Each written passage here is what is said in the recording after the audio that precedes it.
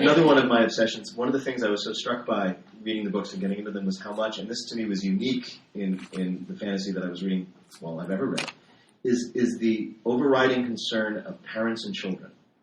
There are parents and children throughout. In fact, I had this idea after reading Game of Thrones that you could do a tie-in book called Rob Not Joff, Parenting the Game of Thrones Way.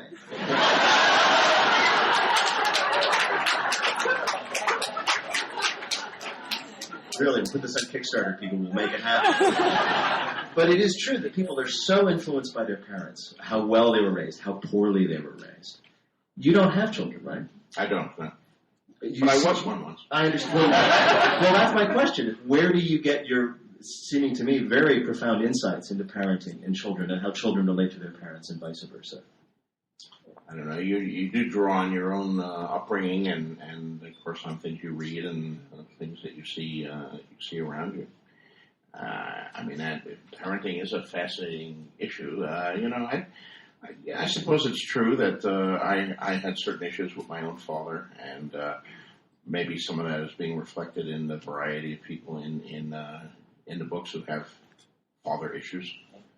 Although my father issues were never like their father issues. Yeah. But where do you get any of this stuff? It's sometimes it's hard to know. But it's an important issue, and one thing you really read about it if you read Middle Ages, the history of the real Middle Ages, and even Rome and other things is it was all about families. Their primary loyalty was always to the family, not to the society or some concept. I mean, nationalism was a later concept. When we read about the 100 Years' War, we think of it, looking at it from a modern viewpoint, that it was a war between France and England. Well, no, not really. Not really. It was a war between two branches of the same dynasty that were competing. The descendants of the Capetian dynasty, against the Valois dynasty, which was trying to come in. It was cousins fighting each other.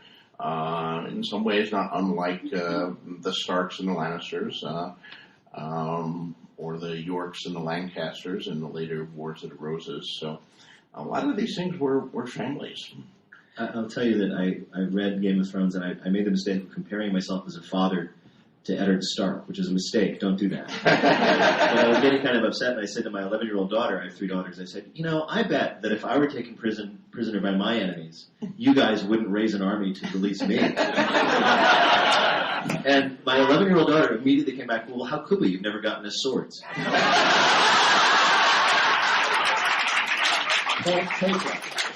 What's one of your primary failings as a parent? Apparently. I didn't arm them. I'd still like to rectify that. That's true. I'm sure there's something in the dealer's room I can bring home. Valerian steel makes an excellent line of replicas. You can get needles for your 11-year-old daughter, but just make sure you get Robert's Warhammer for yourself. I think so. Well, it's interesting, just to be serious and glum about the funny thing that just talked about. I think that what you got at too with the whole issue of the whole the captain of the guard not going against the sultan, or the kids not just having this huge influence of the parents. To me, what really resonates in your work too is that people are torn between what they know and the fear of the unknown. And you might have a terrible stepfather or father or castle that you're living in or situation that you're in, but you know that situation, you know that city, you know that place, and what you don't know is more terrifying. And I think that that's one of the most useful devices that are things that you do in the stories. And I think this TV show reflects this, is that people are torn between the bad known choice and the unknown, possibly horrific choice. There's no really, but here's the great choice, which will be wonderful and everything will work out. There isn't ever that. Is that an idea that really resonates for you as a writer? Just the fear of the unknown and people clinging on to what they do know, even if it's not great? Well, certainly in the question of people making choices, interests me. Why people do make the choices that they make.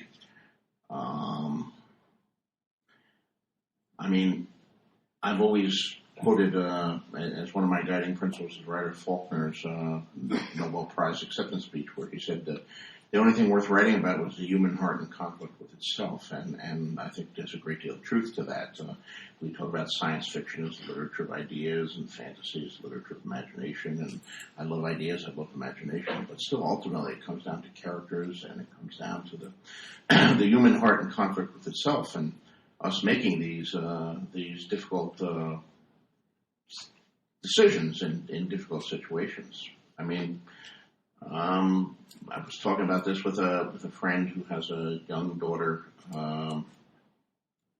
just a couple days ago, and the whole question beginning with Jamie and Bran.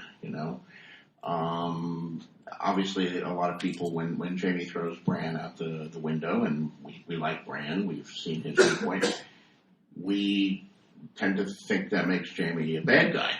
Okay, but then you understand, if you understand the situation, if Bran goes back and tells what he saw and is believed, Jamie will be put to death, his sister will be put to death, and there's excellent chance that his own children will be put to death.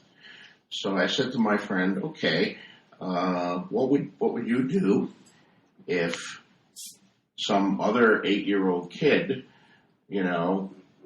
was in a position to say something and you knew that would mean the death of your own young daughter? And he said, that 8-year-old kid is dead.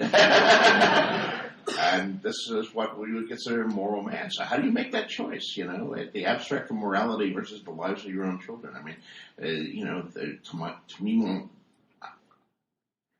I don't know that I'm a proselytizer who says this is the answer to that. But the question, the painful, difficult question, the difficulty of the choice, that's what I think makes powerful fiction. That's what I think.